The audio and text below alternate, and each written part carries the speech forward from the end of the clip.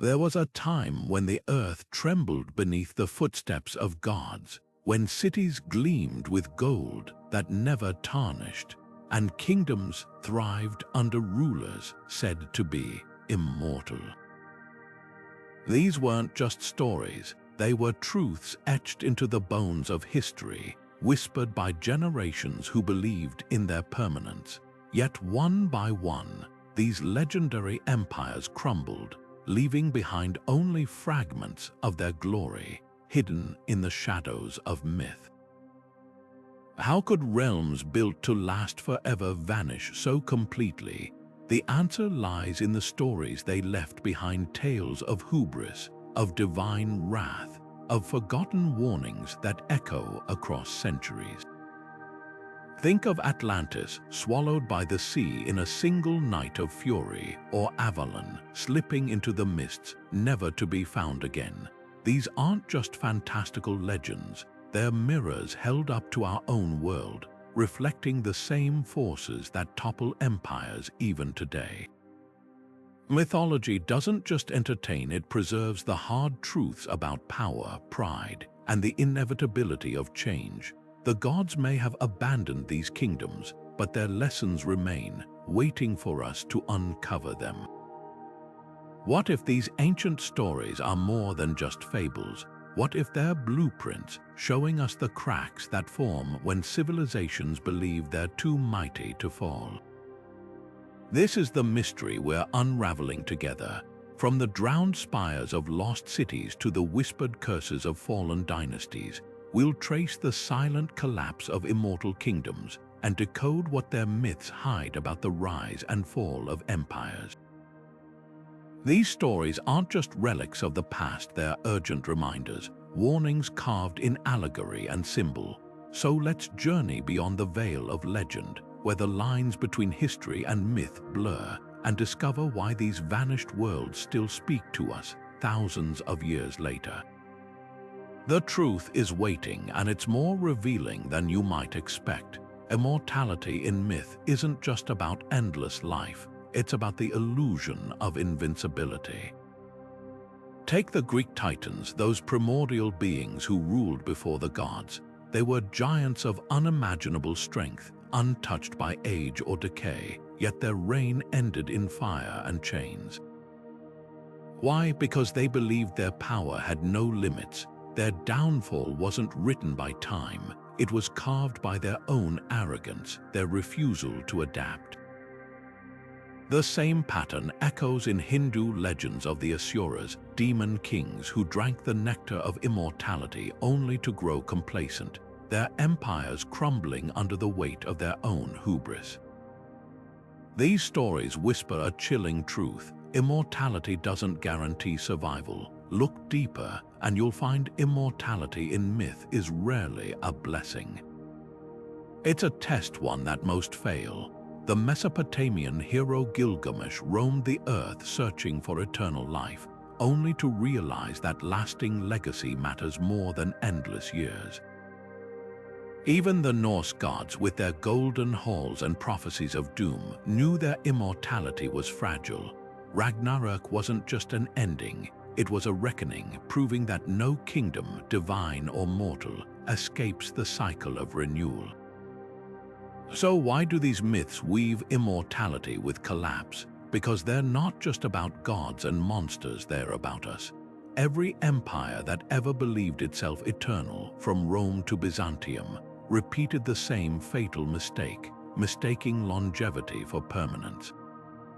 Myth reminds us that greatness isn't measured in centuries but in adaptability.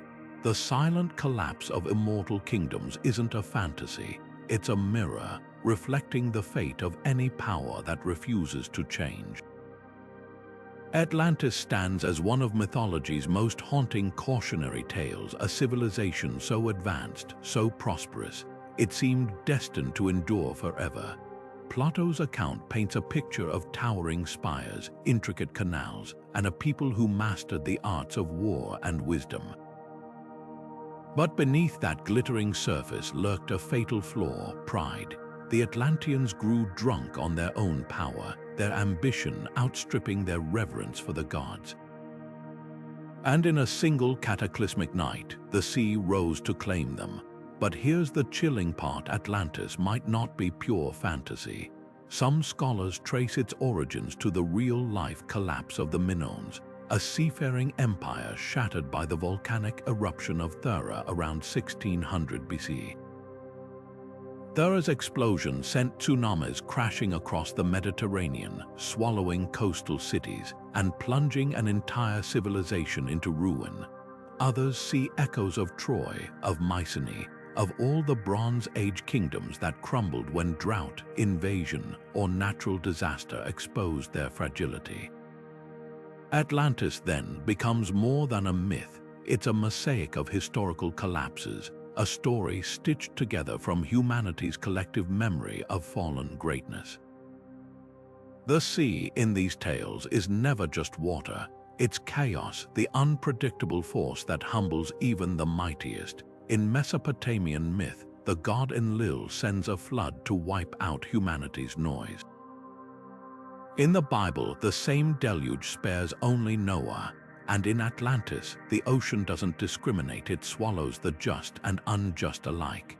That's the real warning buried in these stories. No walls, no wealth, no technology can shield a society from its own hubris.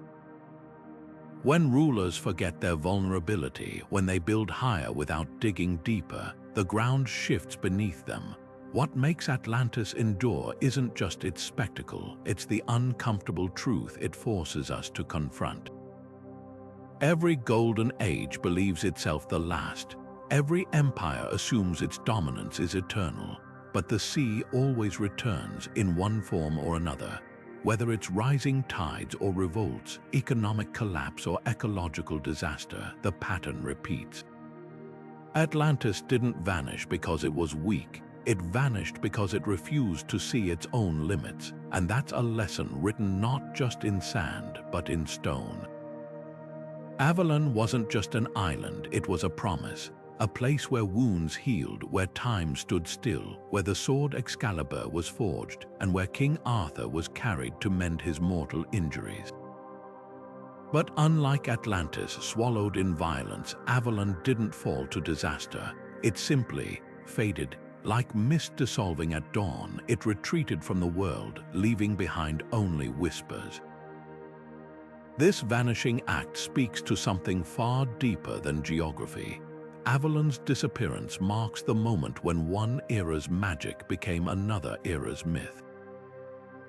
Consider the timing. As Christianity spread across Britain, the old pagan beliefs, the Druids, the nature spirits, the sacred groves, were pushed to the margins. Places once thrumming with spiritual significance became mere stories, their power diluted by new gods and new rules. Avalon, the Apple Isle of immortality, couldn't survive that shift. Its magic depended on belief, on the collective faith of those who revered it. When that faith waned, the island slipped beyond reach, a metaphor for how civilizations outgrow their own founding myths. This pattern isn't unique to legend. History is littered with sacred sites that lost their meaning when cultures changed. The oracle at Delphi once shaped empires with her prophecies, but when Rome embraced Christianity, her voice fell silent. The great ziggurats of Mesopotamia, stairways to the gods, became crumbling relics as new religions rose. Avalon's fate mirrors these real-world transformations. When the stories that hold a society together lose their grip, even the most enduring symbols can vanish overnight. Yet here's the twist: Avalon never truly disappears.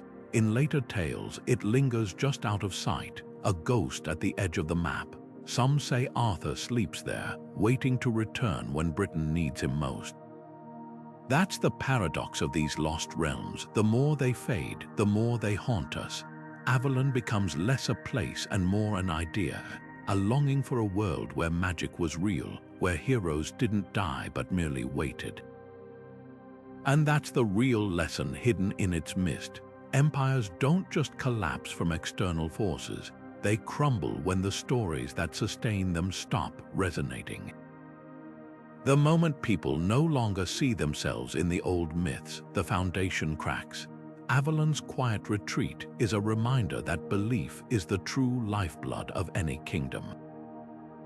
Not armies, not wealth, but the shared conviction that a system, a leader, a god matters. When that conviction falters, even the mightiest realms can dissolve like smoke.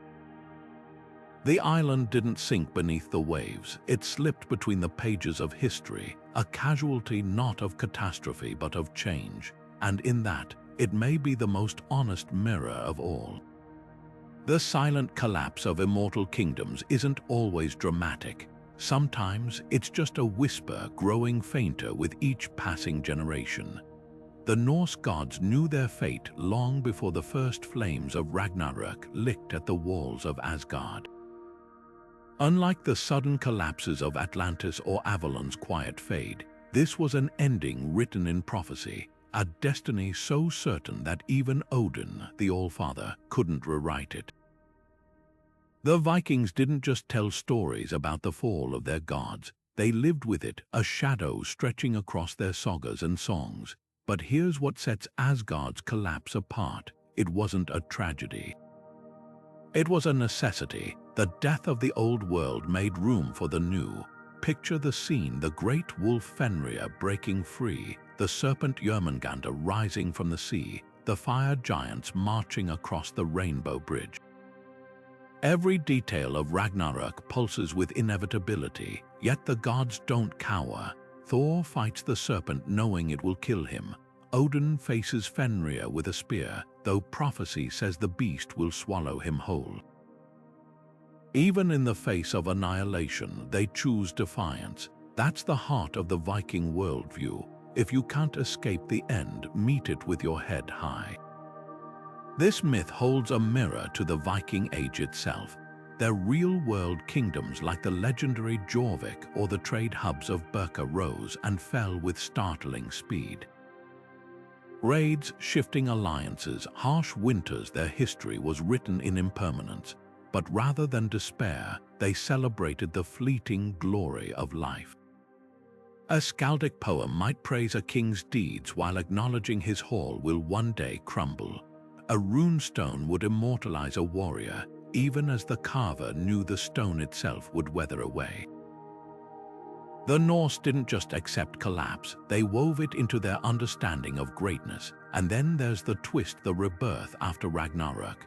Two humans, sheltered in the world tree's roots, emerge to repopulate the earth. New gods inherit the heavens, the cycle begins again. This isn't just poetic symmetry, it's a radical acceptance of change as the engine of existence. Compare that to other myths where collapse is final. Atlantis stays drowned, Avalon remains lost, but Asgard's fall carries the seed of renewal, teaching that endings aren't failures, they're transitions. Modern archaeology reveals how deeply this belief ran. Viking burial ships weren't sealed tombs but vessels, ready to sail into the next life. Their sagas brim with heroes who die young but live forever in memory. Even their raids, so often framed as mindless violence, followed a pattern seizing glory while fate allowed. The lesson: all kingdoms fall, but legacy outlasts stone. Asgard's ruins mattered less than the courage it took to stand among them. So why does this myth still resonate? Because it speaks to something primal, the tension between our hunger for permanence and the truth of our transience. We build skyscrapers where longhouses once stood, but the challenge remains the same: to create meaning knowing it won't last. Asgard's fall reminds us that collapse isn't the opposite of greatness, it's part of the story. The gods knew their doom, yet they feasted in Valhalla anyway. Maybe that's the most immortal lesson of all. Lemuria slips through history like a phantom, less famous than Atlantis but just as haunting. While Plato gave Atlantis its shape, Lemuria emerged from 19th century theories about sunken land bridges that might explain lemur fossils across continents. But the myth quickly outgrew its scientific origins, weaving into Tamil legends of Cumory Candum, a golden land swallowed by the rising sea. Here, the story takes on deeper meaning, a civilization so advanced, so harmonious with nature, that its loss feels like a wound in the world's memory. What makes Lemuria extraordinary isn't just its disappearance, it's how closely its myth mirrors real geological upheavals. 12,000 years ago, rising seas drowned Sunderland, the vast shelf connecting Southeast Asia's islands. Overnight, fertile coasts became ocean floor, forcing migrations that reshaped human history. The parallels are uncanny. Like Lemuria's tales of cities lost beneath waves, Sunderland's submergence lives on in Indonesian folklore as the drowning of the kingdom of Nan Sapui. Even today, fishermen in the Java Sea sometimes pull up pottery shards from drowned villages, silent proof that land and legend share the same tides. But Lemuria's myth carries a warning more urgent than ever. Unlike Atlantis, which fell to divine wrath, or Avalon, which faded with belief, Lemuria's collapse was environmental. Its stories speak of rising waters, of lands cracking apart, catastrophes not wrought by gods but by the earth itself. The Tamil epic Silappatikaram describes Cumory Candum's final days, rivers reversing course, forests sinking into salt marshes, the very ground becoming untrustworthy. Sound familiar? Today, as glaciers melt and islands vanish, Lemuria's myth feels less like fantasy and more like prophecy. Perhaps that's why this lost continent lingers in our imagination. It's not just another fallen kingdom, it's a reflection of humanity's oldest fear, that the ground beneath our feet isn't as solid as we hope. From the submerged ruins of Dwarka off India's coast to the sunken Yonaguni monuments near Japan, every discovery whispers the same truth. Civilizations don't just fall to war or decay, sometimes the earth itself reclaims them. Lemuria's greatest lesson, geography, is never passive. It giveth and it taketh away. The same seas that nurtured trade and growth could rise to erase all traces of a culture. The same fertile plains that fed empires might become deserts or swamps. And in an age of climate crisis, that lesson hits harder than ever. Lemuria's silence isn't just a mystery, it's a challenge. How do we build civilizations that bend instead of break when the world shifts beneath them? The answer might lie not in stone or steel, but in stories, the ones that remind us no kingdom, no matter how grand, is immune to the tides of time. The legend of Eldorado began with a single, shimmering ritual, a Muisca chieftain coated in gold dust, diving into Lake Guatavita to offer treasure to the gods. But by the time Spanish conquistadors heard the tale, it had warped into something far more dangerous. A city where gold paved the streets, where jewels grew like fruit on trees. This wasn't just a story, it was a fever that consumed entire expeditions, driving men to march into jungles, starve in mountains, and slaughter anyone who stood between them and their obsession.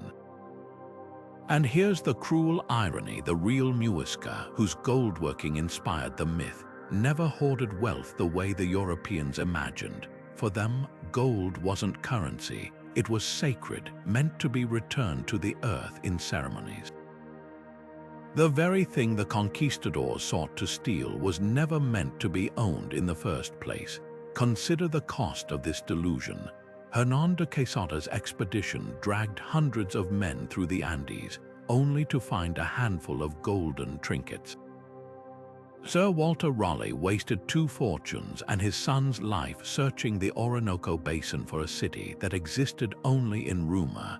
With each failure, the legend grew more elaborate: hidden maps, whispered clues, tribes who knew the truth but vanished when approached. Eldorado became less about gold and more about the human mind's capacity for self-destruction. The real treasure was the excuse it gave empires to ravage landscapes and cultures in the name of conquest. But peel back the myth and you'll find a darker truth. Eldorado's curse wasn't just its elusiveness, it was how it exposed the rot at the heart of expansion. The Spanish didn't just lose men to malaria and jaguars, they lost themselves. Journals from the time describe soldiers melting religious artifacts into bars, only to drown crossing rivers weighted down by their own loot. Tribes like the Omagua, who might have traded peacefully, were tortured for secrets they didn't possess. The pursuit hollowed out the pursuers, turning them into monsters of their own making. And yet, the myth endures. Modern treasure hunters still scour satellite images for clues. Tourists dip bottles into Lake Guatavita, hoping the water carries some lingering magic. Why? Because Eldorado was never really about gold. It's about the moment when desire eclipses reason, when the promise of something, wealth, power, immortality, blinds us to the damage we leave in our wake. The Muisca understood what the conquistadors never could. Some things shine brightest when you let them go.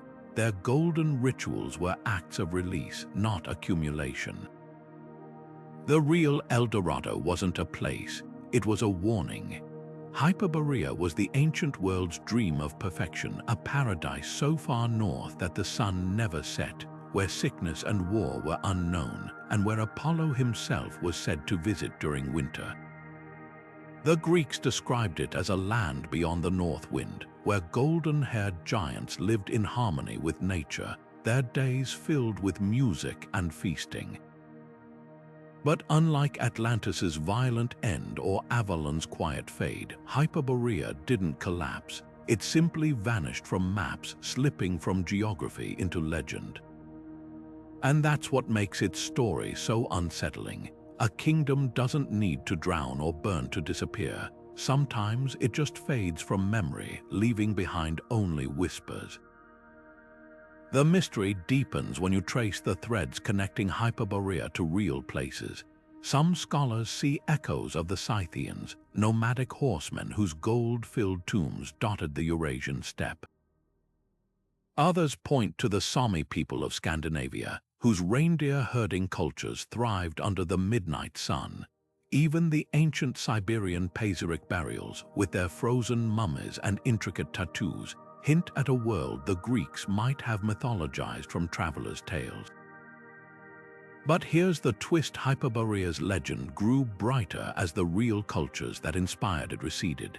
The more distant these northern peoples became, the more fantastical their portrayal. History turned into allegory. What does that transformation reveal? Hyperborea's endurance as a myth speaks to a universal human longing for a place untouched by time where suffering can't reach. The Greeks, living in a world of plagues and wars, imagined a sanctuary beyond their struggles, but that idealization came at a cost. By painting Hyperborea as a flawless utopia, they erased the real cultures that might have inspired it, flattening them into symbols. The kingdom didn't fall to invaders or disasters. It was dismantled by storytelling, its reality replaced by a dream. Modern searches for Hyperborea follow the same pattern. 19th century mystics claimed it was the ancestral home of the Aryan race, twisting the myth to fit dangerous ideologies. Soviet scientists once theorized that a warm Arctic current had once made the region habitable, blending science with speculation. Even today, fringe theories tie Hyperborea to Atlantis or alien visitors, stretching the legend until it snaps. Each reinvention says more about the reinventors than the original myth. We don't find Hyperborea, we project onto it, using its blank spaces to fill our own gaps. Yet the most haunting question isn't where Hyperborea was, but why it still captivates us. Maybe because its disappearance feels like a shared loss, a reminder that even the brightest civilizations dim with time.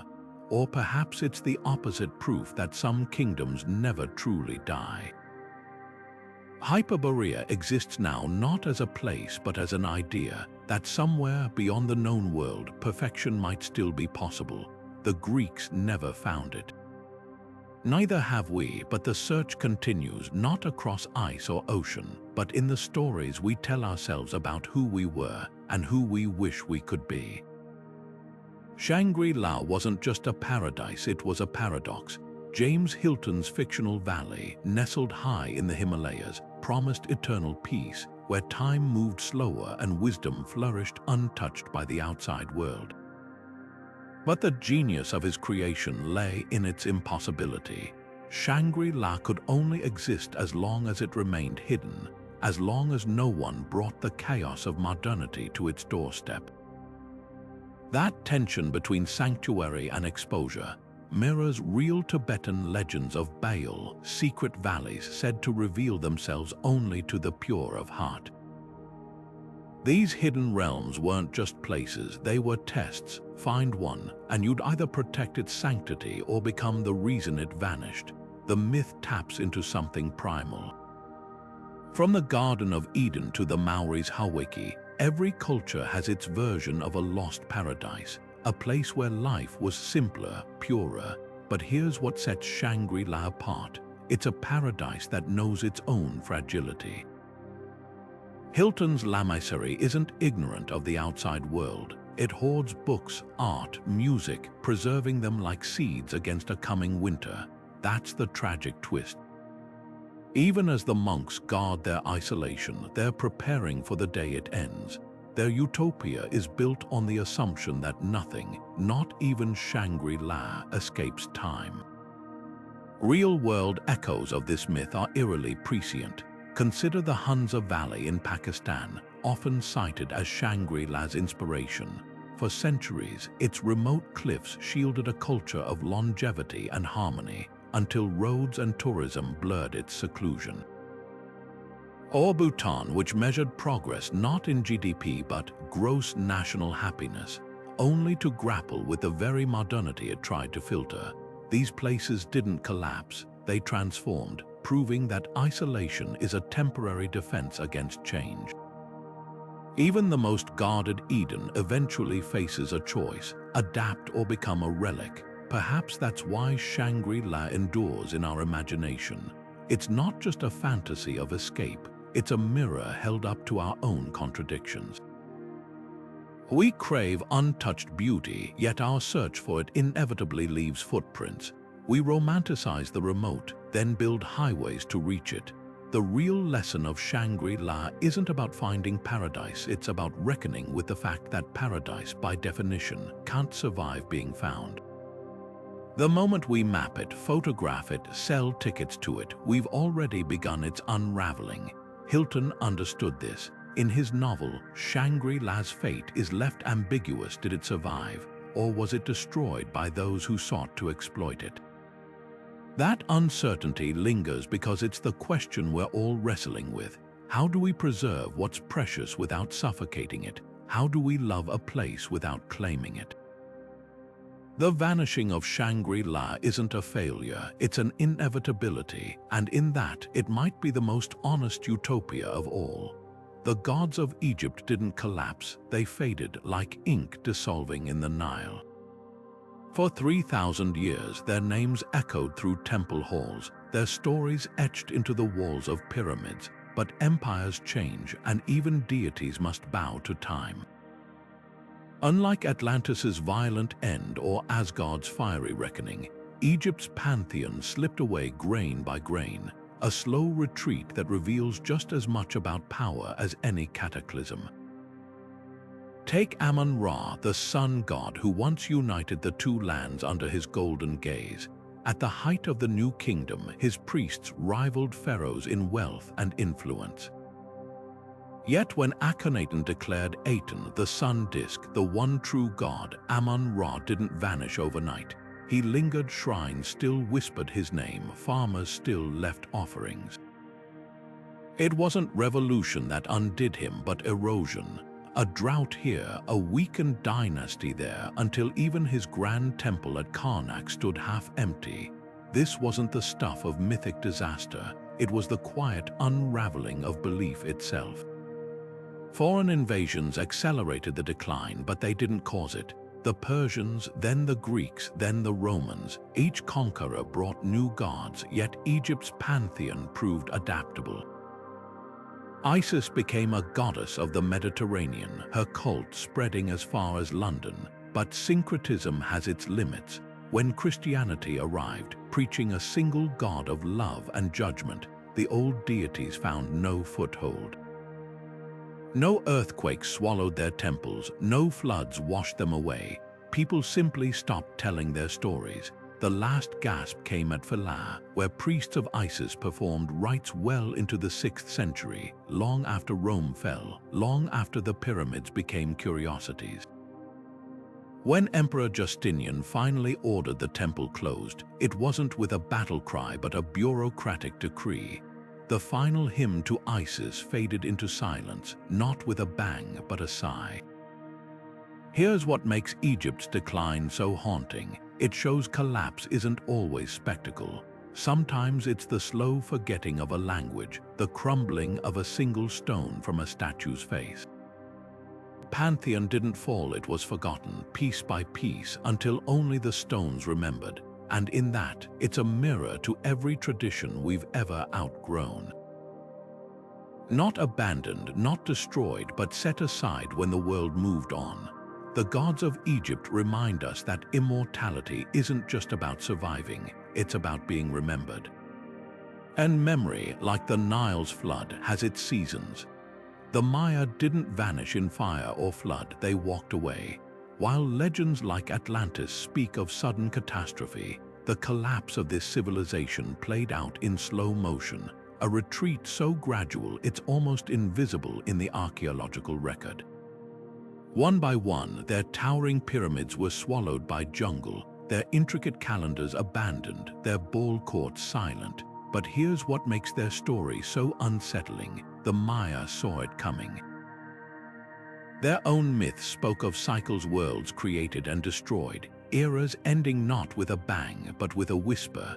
Look at Tikal, once a metropolis of 100,000, its temples painted blood red to honor the gods. By the 9th century, the last inscription was carved, the last king buried. But there's no evidence of invasion, no layer of ash to mark a violent end. Instead, pollen samples tell a quieter tale, decades of drought, crops failing under relentless sun.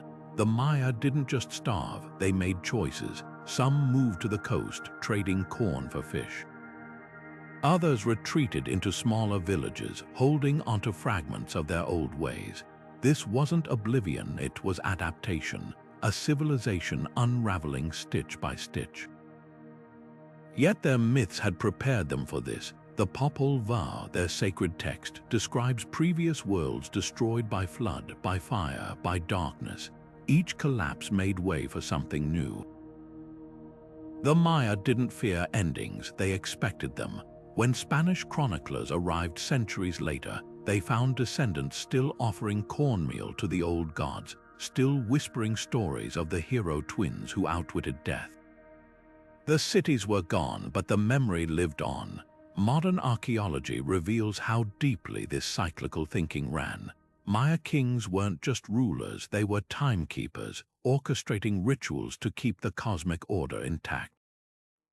A stela at Capon shows a ruler dressed as the maize god, his reign tied to the harvest's rise and fall.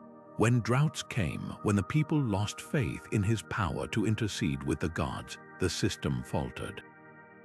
The real collapse wasn't environmental, it was spiritual. A people who believed their rulers could bargain with the heavens couldn't sustain that belief when the rains never came. But the Maya's greatest lesson lies in what survived. Their calendar, more accurate than Europe's at the time, their understanding of zero, a mathematical leap that wouldn't reach the West for centuries. Even their language, still spoken by millions today, this wasn't a true ending. It was a transformation, proof that collapse and continuity can coexist. The pyramids may sleep under vines, but the people never forgot where they came from. In the end, the Maya's silent retreat mirrors our own fears, not of sudden disaster, but of slow unraveling. Not of being erased, but of being remembered wrong. Their myths were right about one thing: civilizations don't die, they change shape. The question isn't how they fell, but what parts of them refuse to stay buried. The legend of Prester John began with a letter, supposedly written by the king himself in the 12th century, addressed to the emperors of Rome and Byzantium. It described a paradise beyond the lands of Islam, where rivers ran with gems and pepper trees grew wild. His kingdom, he claimed, stretched from the Tower of Babel to the gates of Alexandria, guarded by 10,000 warrior monks. Here was a Christian ruler who could crush the Muslim armies from the east, a savior waiting in the shadows. But Prester John was more than a man. He was a mirror, reflecting Europe's deepest fears and wildest hopes. For centuries, the myth refused to die. When crusaders failed to reclaim Jerusalem, Prester John became their promised ally. When Mongol hordes stormed into Europe, some whispered they were his vanguard. The legend twisted like a river, shifting its course to fit the times. First, he ruled in India. Then, as explorers mapped the east and found no trace of him, his kingdom leaped to Ethiopia, a land already home to ancient Christian traditions. The myth didn't collapse, it migrated, clinging to the edges of the unknown. What's fascinating isn't just the persistence of the story, but what it reveals about how empires sustain themselves through fantasy. Portugal's Prince Henry the Navigator sent ships down Africa's coast, partly in search of Prester John's gold. Vasco da Gama carried letters for him when he rounded the Cape of Good Hope. Even when reality contradicted the tales, when Ethiopian envoys to Europe confessed they'd never heard of this immortal king, the dream endured, because Prester John wasn't just a person. He was an escape hatch, a way for Europe to believe it wasn't alone in a world where its power was fragile. The final twist: Ethiopia's real Christian rulers eventually embraced the myth. Emperor Zara Yacob styled himself as the priest king in the 15th century, not because he believed the legend, but because he understood its power. The story had outgrown its origins, becoming a tool for diplomacy. Here was the ultimate lesson: myths don't just adapt to survive, they become weapons, currencies, lifelines. By the time European explorers reached the highlands of Ethiopia and found no jeweled palaces, no fountain of youth, it didn't matter. Prester John had already done his work, sustaining empires not with armies but with stories. His kingdom never existed, yet in a way it was more real than stone or gold. It shaped treaties, launched voyages, even inspired Columbus to sail west. The silent collapse of immortal kingdoms isn't always about ruins. Sometimes it's about the stories we refuse to let die, even when the world proves them wrong. Prester John's legacy isn't a lost city. It's the unsettling truth that faith in a myth can move mountains, or at least make men cross oceans in search of them. Long before Plato spoke of Atlantis, Tamil poets sang of Cumory Candum, a land twice as vast as modern India, stretching from Madagascar to Australia, where sages composed texts in a language older than time. According to the ancient Tamil epic Silappatikaram, this was no ordinary kingdom. Here, scholars perfected grammar under banyan trees, poets held contests judged by fire's flicker, and the first Sangam, a gathering of literary giants, flourished for 4,000 years. Then the ocean swallowed it whole, leaving behind only scattered palm leaf manuscripts and fishermen's tales of underwater ruins. But what makes Cumory Candum extraordinary isn't just its scale, it's how precisely its myth mirrors real geological upheavals. 12,000 years ago, as glaciers melted, sea levels rose 400 feet, drowning continental shelves worldwide. The Sunderland landmass connecting Southeast Asia's islands vanished beneath the waves. Along India's coast, entire settlements slipped underwater, like the sunken city of Pumpuhar, where divers still find brick walls and pottery beneath the silt. The Tamil word "Kadal Call," the sea claimed it, appears in songs centuries apart, a haunting refrain that binds legend to landscape. Unlike Atlantis's moral fable of divine punishment, Cumory Candum's loss carries a different weight. The Tamil tradition doesn't blame hubris or angry gods. Instead, it frames the drowning as inevitable, like the monsoon erasing footprints on a beach. This acceptance reveals a profound cultural truth. For coastal peoples, the sea isn't just a threat.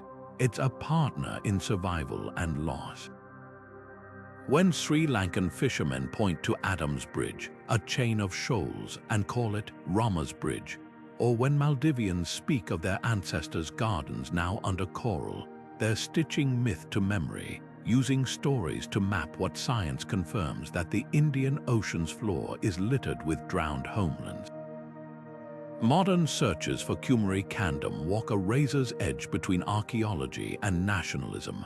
Some claim it as the cradle of Tamil identity, pointing to shared words for mountain and boat across Pacific languages as proof of ancient migration. Others dismiss it as romantic fiction, but perhaps both miss the point. The power of Cumory Candum lies not in proving its existence, but in how its story anchors a people to the sea's restless horizon.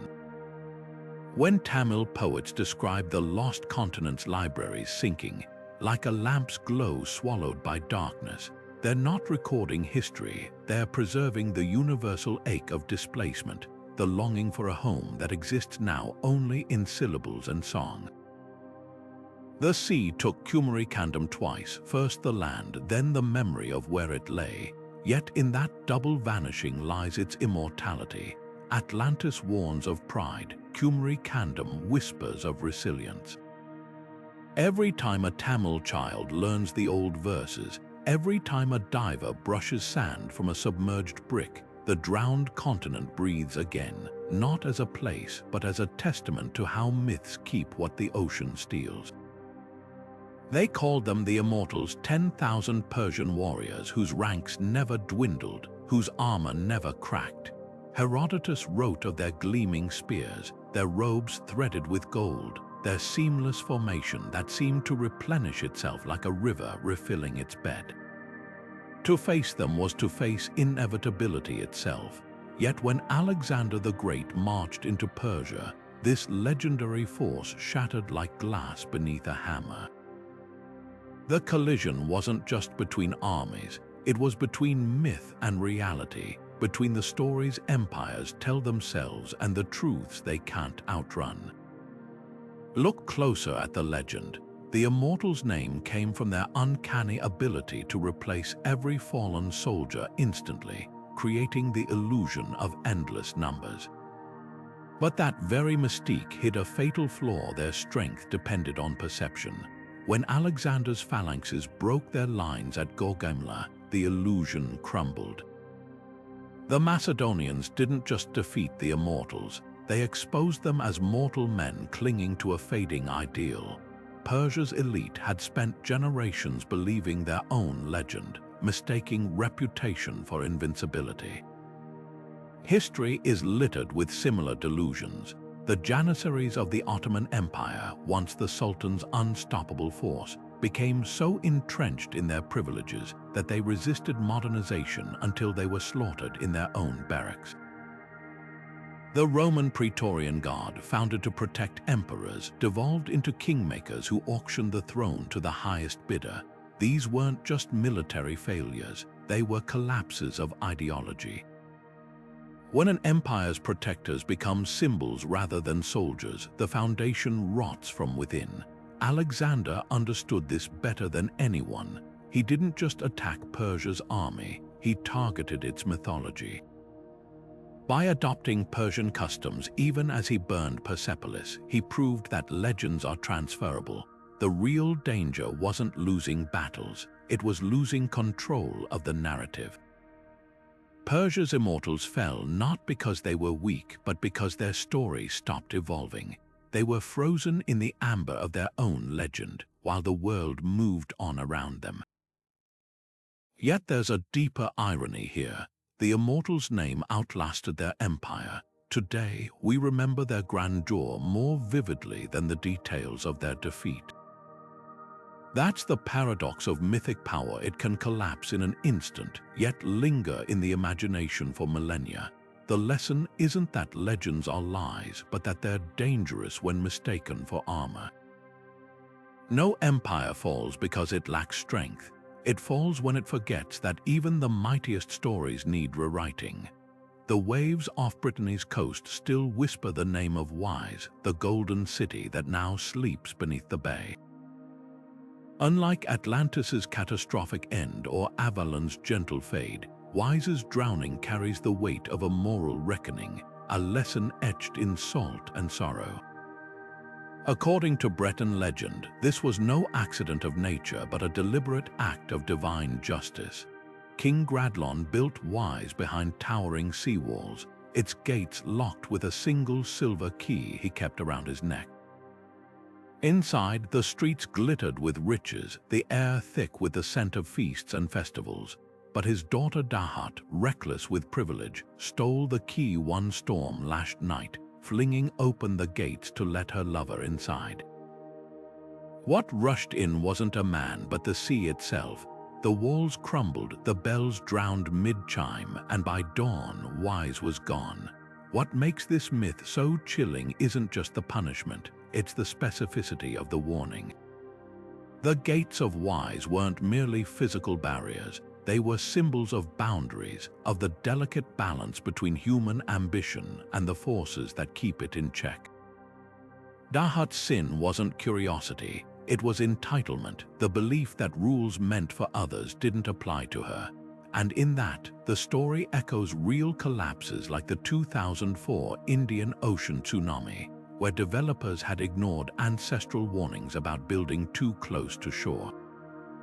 Folklore often encodes survival wisdom in allegory, and Wise's drowning may preserve ancient memories of coastal cities lost to rising tides. Yet there's a twist to Wise's fate that sets it apart. In some versions, Gradlon escapes on horseback, clinging to his faith while his daughter is dragged beneath the waves. The sea doesn't just erase Wise, it transforms it.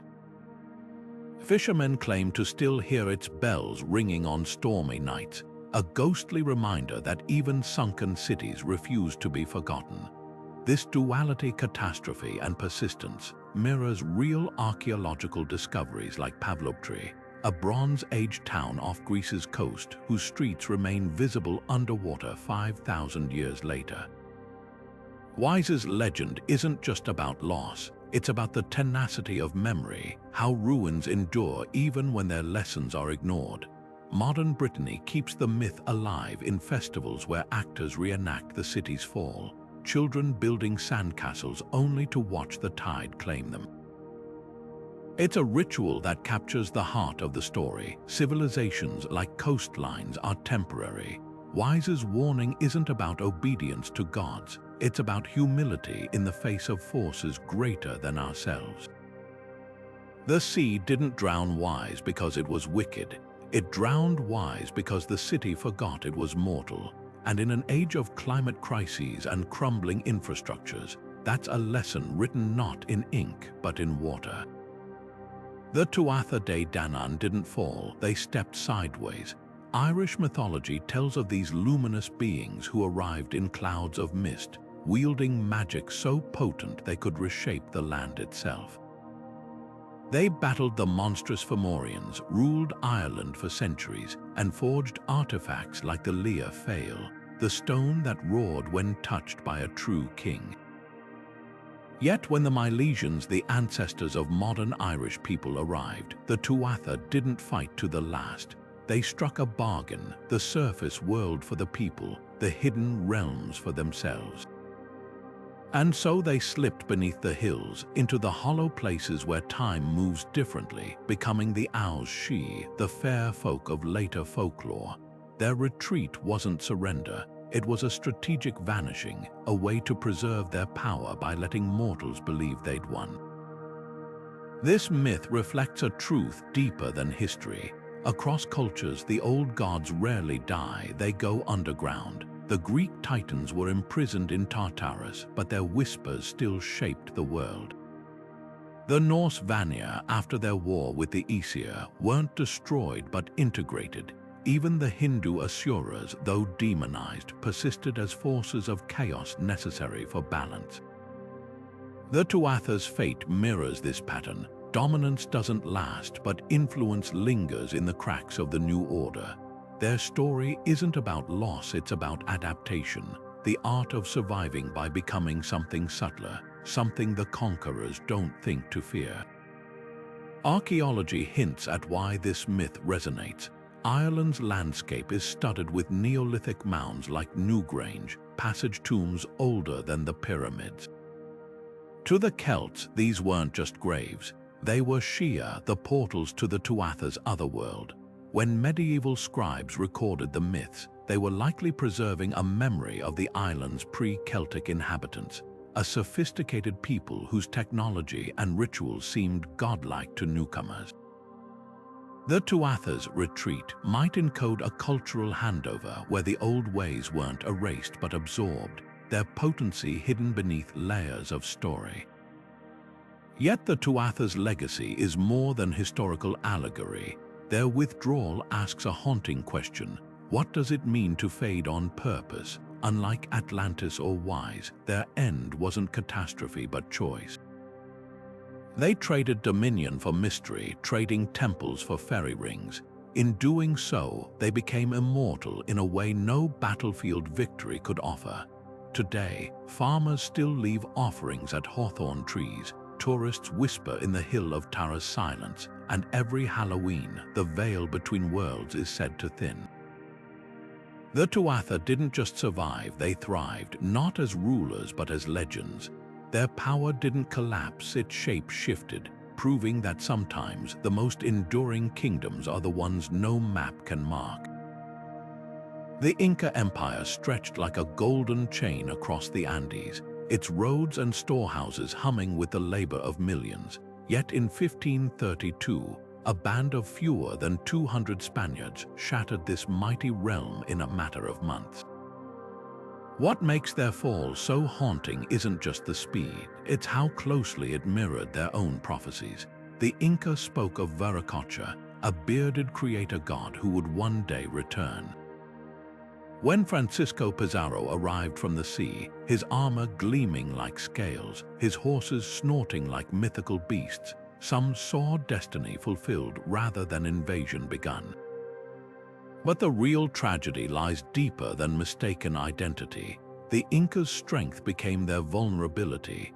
Their centralized government, with every decision flowing from Cusco, meant that capturing Atahualpa was like severing the head from a statue.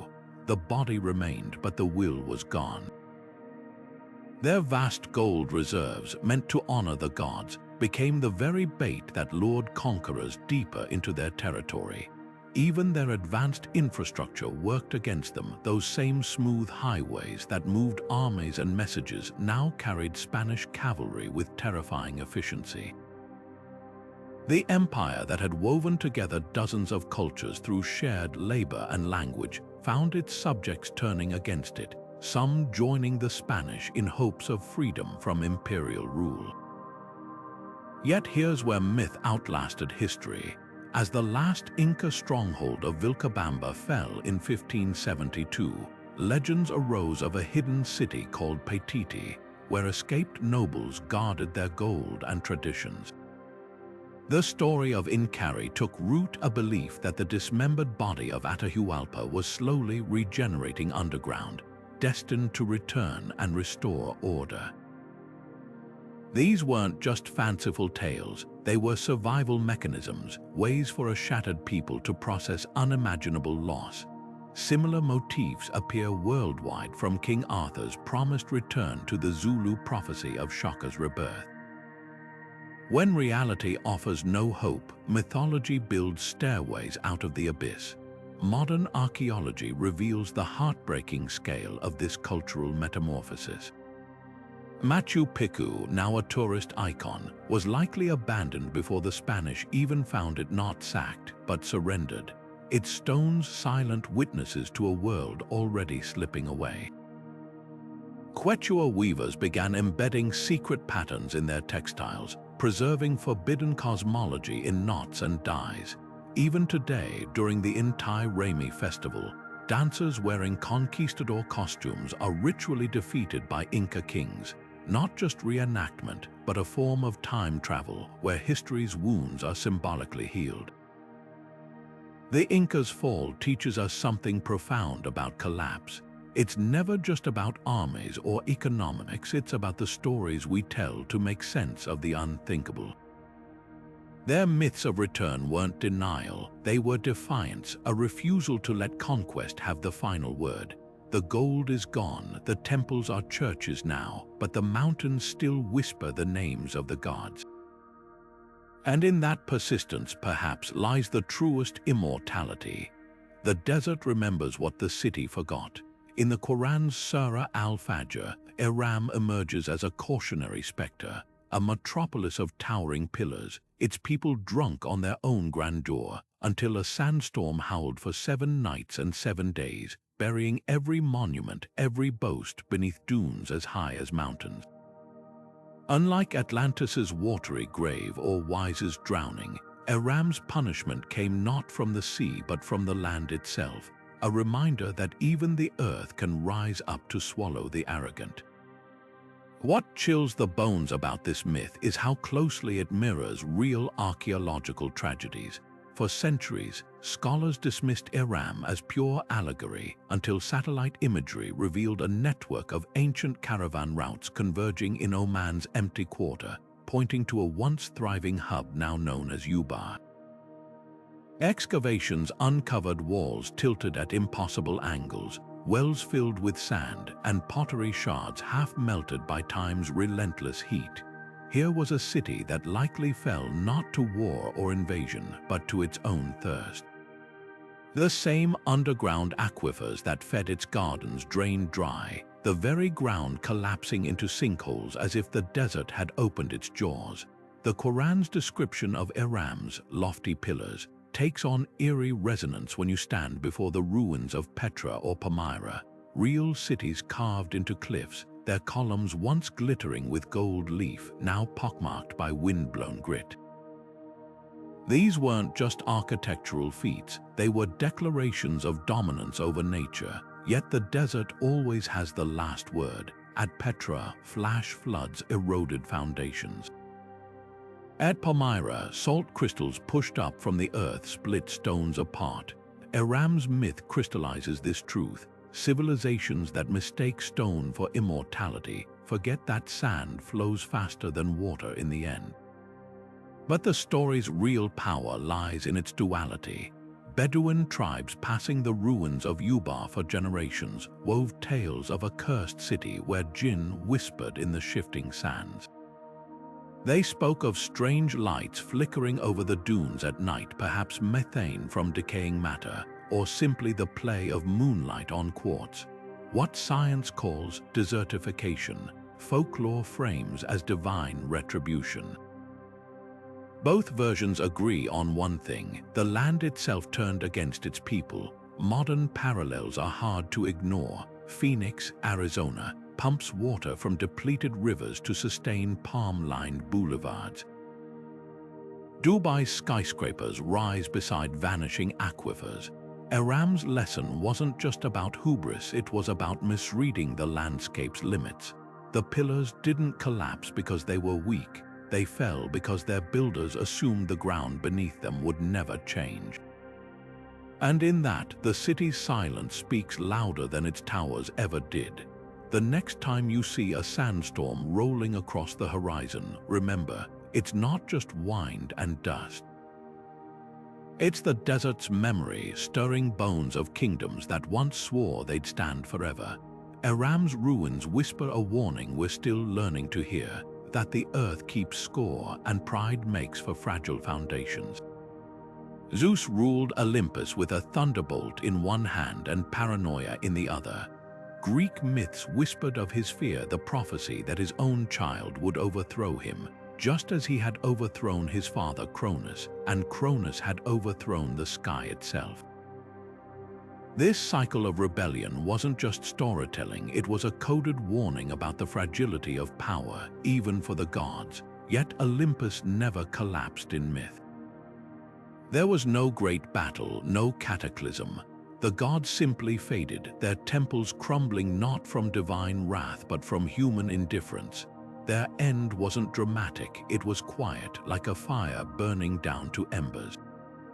Look at the evidence etched in stone. The Parthenon, once vibrant with Athena's golden statue, became a Christian church, then a mosque, then a ruin.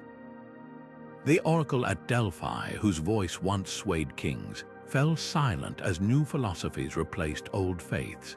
Even Zeus's great altar at Pergamon, with its sweeping marble friezes, was dismantled to build Byzantine walls. The gods didn't vanish overnight, they were dismantled piece by piece, their myths retold as allegory or relegated to poetry. By the time Rome adopted Christianity, the Olympians were already relics, their power hollowed out by centuries of shifting beliefs. But here's what makes their decline so revealing. It wasn't defeat, it was obsolescence. The gods didn't fail, the world moved on. Alexander's conquest spread Greek culture but diluted its gods, blending them with Egyptian and Persian deities until Zeus became indistinguishable from Ammon or Baal. The Romans repackaged them under new names: Jupiter, Mars, Venus, but stripped away their raw, chaotic edges. What remained was a pantheon of bureaucratic deities, more concerned with state rituals than mortal lives. The Olympians didn't fall, they were filed away. Modern excavations tell the same story. In Ephesus, archaeologists found a sealed tunnel beneath the Temple of Artemis, a last-ditch effort to hide sacred objects from Christian mobs. In Athens, graffiti scratched onto a statue base reads, "Only the shadow remains." These weren't acts of defiance but resignation, the slow acknowledgement that the old gods no longer held sway. Even the myths adapted. Late Roman writers reimagined the Olympians as planetary spirits or moral allegories, a far cry from Homer's flawed, passionate immortals. The lesson here isn't about faith, it's about relevance. Empires, like gods, don't collapse because they're weak. They collapse because they stop answering the questions people are asking. The Olympians thrived in a world of city-states and harvest rituals, but couldn't compete with philosophies like Stoicism or the promise of an afterlife in Christianity. Their silence wasn't a failure, it was proof that even the mightiest powers are bound to their moment in history. Yet in their fading, they achieved a kind of immortality. Renaissance artists revived them as symbols of beauty and reason. Freud used their myths to map the human psyche. Today, their names grace spacecraft and video games. Olympus fell, but its echoes never truly left us. The gods may have abandoned their thrones, but they never stopped whispering in our stories, reminders that even divinity has an expiration date. The hanging gardens of Babylon dangle in history like a mirage, so breathtaking they were named one of the seven wonders, yet so elusive that scholars still debate whether they ever existed at all.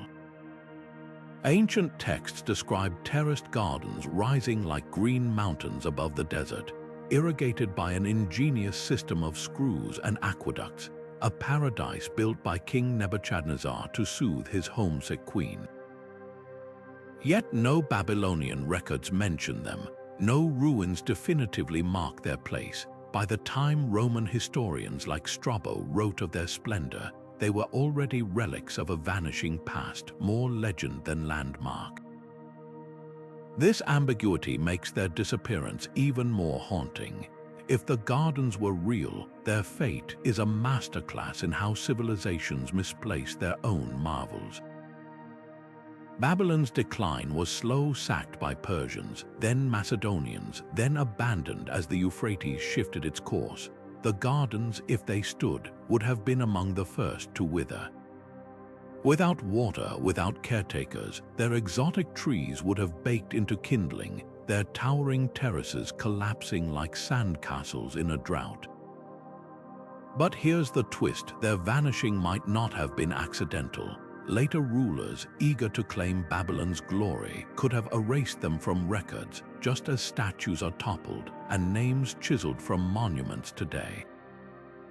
The gardens didn't just fade, they were perhaps actively forgotten, a casualty of empire's endless reinvention. Yet even as myth, their legacy is revealing. The story persisted not because of stone or mortar, but because it answered a deep human longing for nature tamed, for beauty towering over chaos.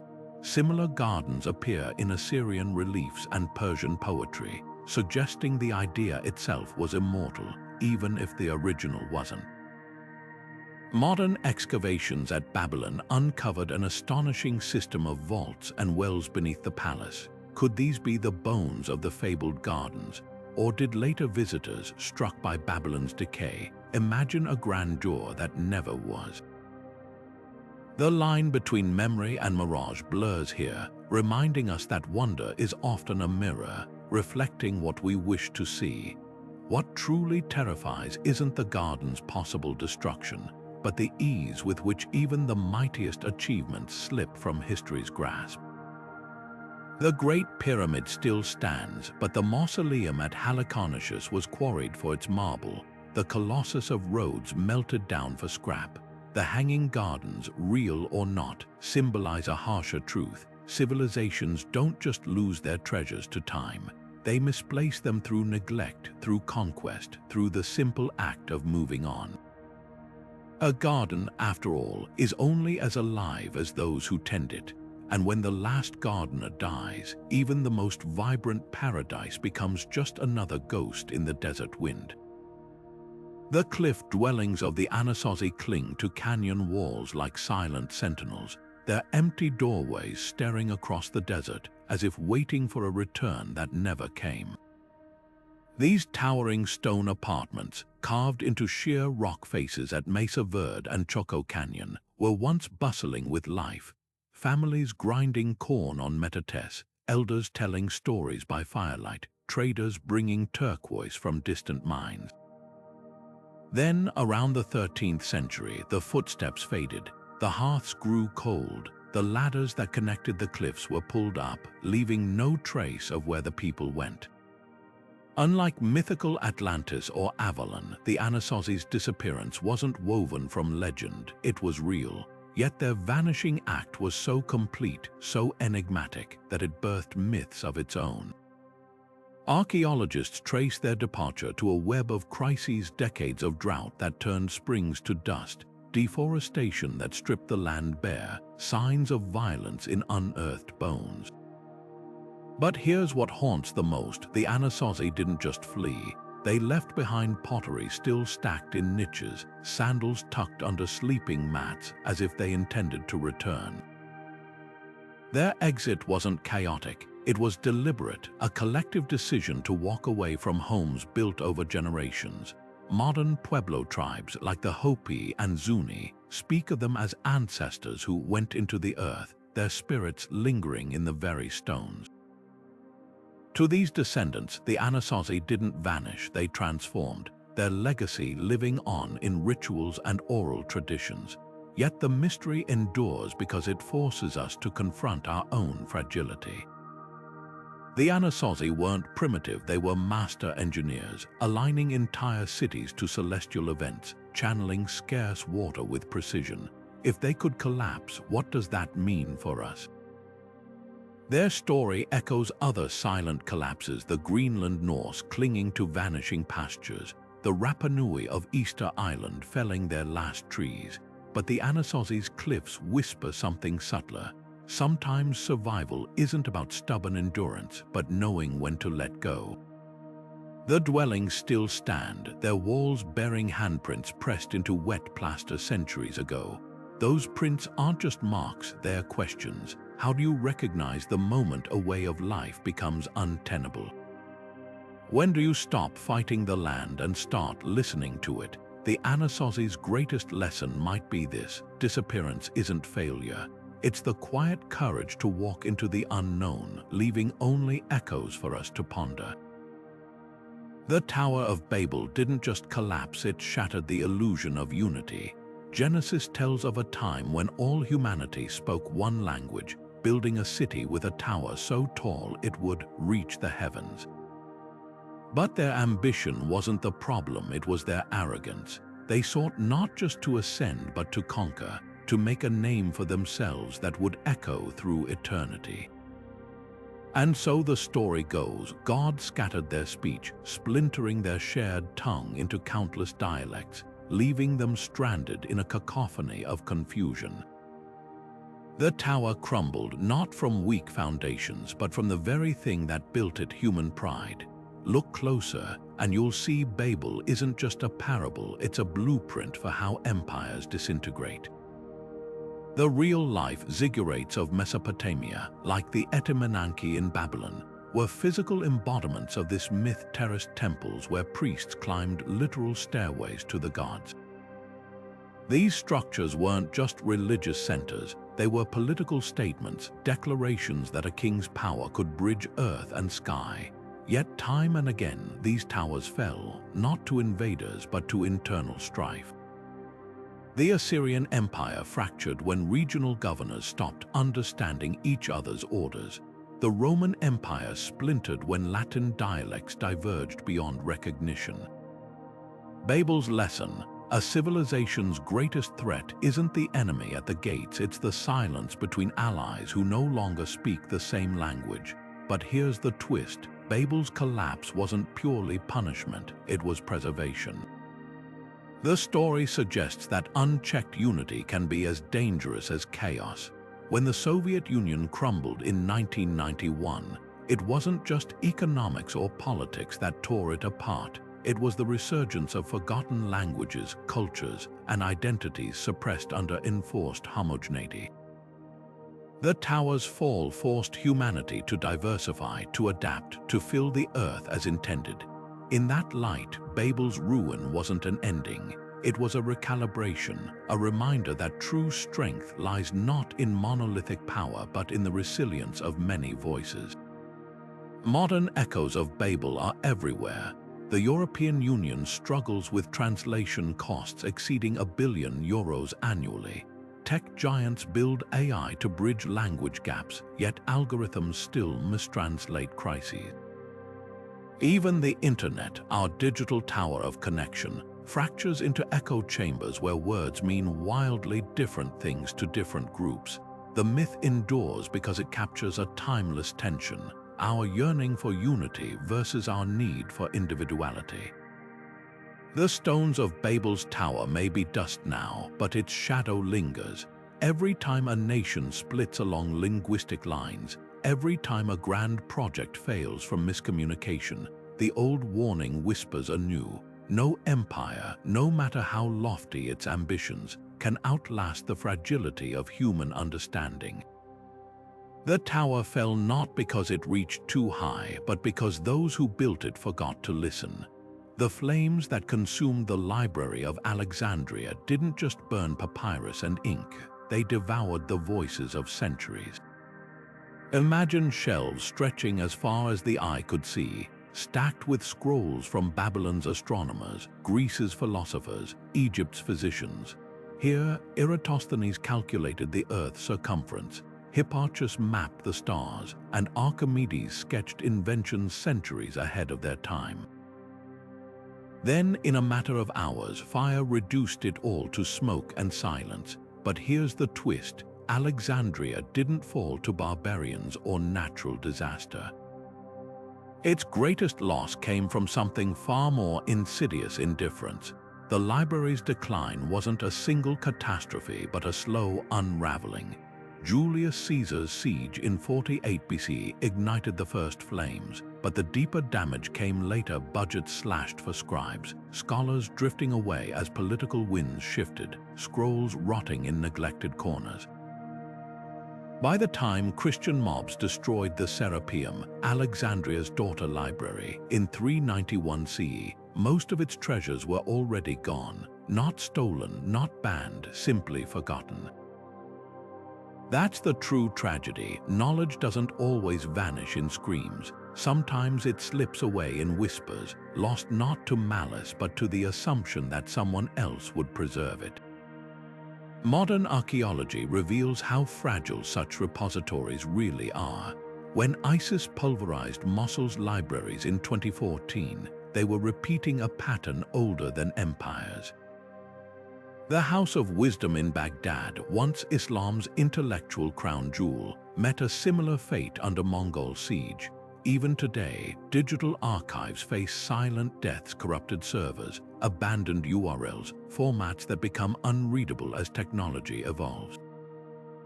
Alexandria's lesson isn't just about fire, it's about how civilizations measure what's worth saving, yet the library's ghost lingers in unexpected ways. A single surviving manuscript might reference dozens of lost works, like footprints leading to a drowned city. The Antikythera mechanism, salvaged from a shipwreck, proves how advanced Alexandrian science truly was. And in a bitter irony, the very conquerors who burned the library, Romans, Christians, Muslims, later scrambled to translate the fragments they'd spared, realizing too late what they'd nearly destroyed. The fire that consumed Alexandria wasn't an ending. It was a warning etched in ashes. An empire's might is measured not by the gold in its vaults, but by the ideas it chooses to protect.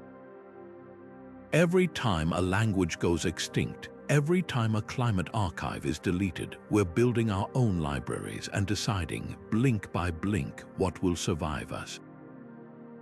The water rises in every corner of the world's memory. In the Mesopotamian epic of Gilgamesh, the god Enlil sends a flood to silence humanity's noise, sparing only Utnapishtim and his ark of creatures. Centuries later, Hebrew scribes would pen the story of Noah, where 40 days of rain cleanse a corrupted earth. The Greeks told of Deucalion and Pyrrha, tossing stones over their shoulders to repopulate the world after Zeus's deluge. Even the Kayich Maya's Popol Vuh describes a great flood sent to wipe out the wooden people, their resinous faces dissolving in the torrent. On the surface, these are tales of divine wrath, but dig deeper and you'll find something far more profound, a collective confession of vulnerability. What binds these stories isn't just their shared imagery of drowning worlds, but the geological scars they might echo. 12,000 years ago, as the last ice age retreated, meltwater pulses raised sea levels by hundreds of feet, swallowing coastal settlements from the Persian Gulf to the Sunda Shelf. The Black Sea, once a freshwater lake, transformed into a saltwater basin in months when the Mediterranean burst through the Bosporus, flooding an area the size of Ireland. These weren't just local disasters, they were existential ruptures, events so traumatic they etched themselves into oral tradition across millennia. When Aboriginal Australians speak of the Dreamtime flood that shaped the Sydney Basin, or when the Chinese record the Great Yu controlling the Yellow River's floods, they're preserving more than myth. They're encoding survival, yet the flood stories share another crucial thread, the promise of renewal. Utnapishtim releases a dove, Noah an olive branch, Deucalion repopulates the earth with thrown stones. Destruction isn't the end, it's a reset, a chance to rebuild with hard-won wisdom. This duality speaks to humanity's resilience. After the 2004 Indian Ocean tsunami, survivors in Assay recounted ancient Simulu legends about smong, a local term for retreating seas signaling impending disaster. Those who remembered fled inland, those who didn't perished. The stories weren't just folklore, they were lifelines passed down precisely for moments when the water returned. Modern science confirms what myths have long whispered.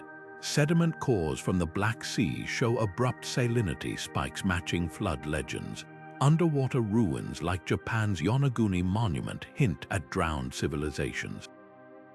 Even climate models predict rising seas will displace millions, making the flood narrative eerily prescient. But here's the real lesson these stories carry. Collapse isn't failure, it's inevitability.